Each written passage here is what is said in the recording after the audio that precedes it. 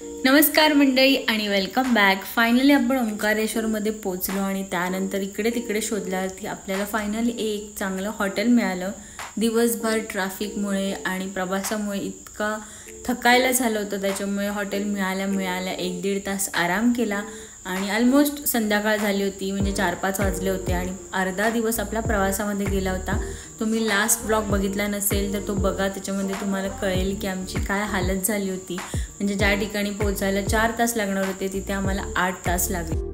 आपलं जे हॉटेल होतं ते मंदिरापासून 5 ते 7 मिनटाच्या डिस्टन्सवरती होतं आणि मी सुद्धा तुम्हाला सजेस्ट करेन की तुम्ही कधीही कुठल्या देवस्थानी गेलात आणि हॉटेल बुक करायचं असेल ना, तर जेवढा जवळ मंदिराच्या तुम्हाला हॉटेल बुक करता येईल ना तेवढं करा, कारण बाकीचा खर्चसुद्धा आपला वाचतो रिक्षाचा वगैरे. त्याच्यामुळे ते बेटर होतं आणि आपल्याला पटकन दर्शनालासुद्धा जायला बरं पडतं. आता आपण चाललो आहे नर्मदा नदीच्या तिथे बोटिंग करण्यासाठी आणि थोडंसं आपण टाईम स्पेंड करूया तिथे, एन्जॉय करूया. सो कनेक्टेड राहा. आणि ही जी आहे ही नर्मदा नदी आहे आणि ह्याचं महत्त्व मला वेगळं सांगायची गरज नाही आहे, प्रत्येकालाच माहिती आहे. नदीच्या एका बाजूला ओंकारेश्वर ज्योतिर्लिंग आहे आणि नदीच्या दुसऱ्या बाजूला ममलेश्वर ज्योतिर्लिंग आहे. आणि ओंकारेश्वर ज्योतिर्लिंगला जाण्यासाठी एकतर तुम्ही ब्रिजवरून जाऊ शकता किंवा बोटिंग करून जाऊ शकता. दोन्ही ऑप्शन खूप बेटर आहेत, पण आम्ही विचार केला की आता आपण फक्त बोटिंग करूया आणि दुसऱ्या दिवशी आपण ज्योतिर्लिंग दर्शन करून घेऊया. पण आयत्या वेळी आमचा प्लॅन चेंज झाला आणि आमची हालत इतकी खराब झाली होती हे तुम्हाला पुढे कळेलच. आणि तुम्ही नर्मदा नदीच्या इथे येताय ना तर बोटिंग नक्की करा, कारण याचा एक वेगळाच अनुभव आहे. 15 ते 20 मिनटं ते आपल्याला फिरवतात, 4-5 पॉईंट्स दाखवतात आणि ओंकारेश्वर ज्योतिर्लिंगचं जर तुम्हाला दर्शन करायचं असेल तर ते पायथ्याशी तुम्हाला सोडतात.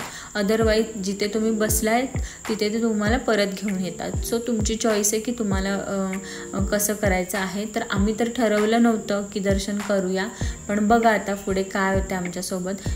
मी तुम्हाला सजेस्ट करेन की तुम्ही कधीही कुठल्याही देवस्थानी दर्शनाला जाताना तेव्हा सकाळचाच टाईम सिलेक्ट करा, कारण दर्शनसुद्धा छान होतं आणि आपला टाईम वाचतो आणि दिवस खूप छान जातो. आणि जर तुम्ही असं संध्याकाळी किंवा दुपारचं टायमिंग जर ठरवलात ना की हालत पण खराब होते.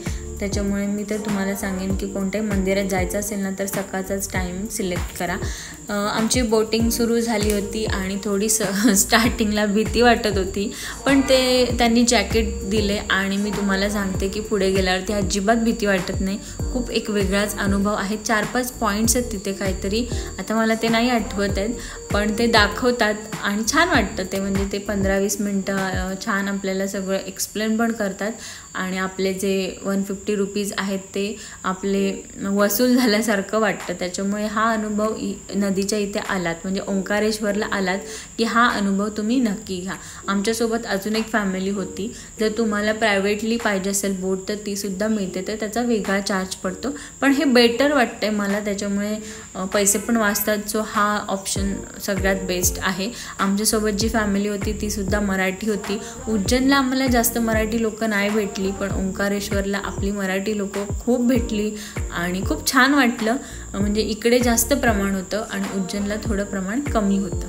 तर ह्या बोटिंग करताना काही छोट्या छोट्या क्लिप्स आहेत त्या मी माझ्या इन्स्टाला टाकलेल्या आहेत, तिथे तुम्ही नक्की बघा. आणि तिथे स्टोरीला मी अपडेट्स टाकत असते, त्याच्यामुळे इन्स्टाला मला फॉलो करत नसाल तर तिथेसुद्धा फॉलो करा.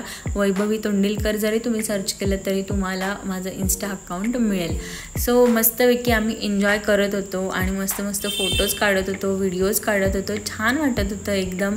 एक निसर्गरम्य आहे ओंकारेश्वर आणि तिथे 3-4 दिवस जरी तुम्ही असं राहिलात तरी तुम्हाला कमीच वाटतील, इतकं सुंदर आहे. पण मी काही एवढा टाईम नाही राहू शकलो, कारण शेवटी काम आणि सगळ्या गोष्टी असतात आणि इथून आपली जर्नी अजून पुढे सुरू होणार होती. अजून आपण पुढे कुठेतरी जाणार आहोत, ते सुद्धा तुम्हाला कळेल. सो कनेक्टेड राहा. आपले सगळे जे व्लॉग्स आहेत ते बघा. आता ह्याच्या पुढे आपण कुठे जातो आहे ते सुद्धा तुम्हाला येणाऱ्या काही व्लॉगमध्ये कळेलच. सो मी तुम्हाला जसं लास्ट ब्लॉगमध्ये सुद्धा सांगितलं की जो काही खर्च होतो ह्या सगळ्या ट्रिपला तो मी तुम्हाला एका ब्लॉगमध्ये शेअर करणार आहे. पण आधी आपण कुठे कुठे जातो आहे, काय काय एन्जॉय करतो, हे सगळं मी तुमच्यासोबत शेअर करेल. आणि त्यानंतर एक सेपरेट ब्लॉग मी तुमच्यासोबत नक्की शेअर करणार आहे, जेणेकरून तुमचे पैसे वाचतील, टाईम वाचेल आणि कुठे किती पैसे खर्च करायला पाहिजेत याचासुद्धा तुम्हाला अंदाज येईल.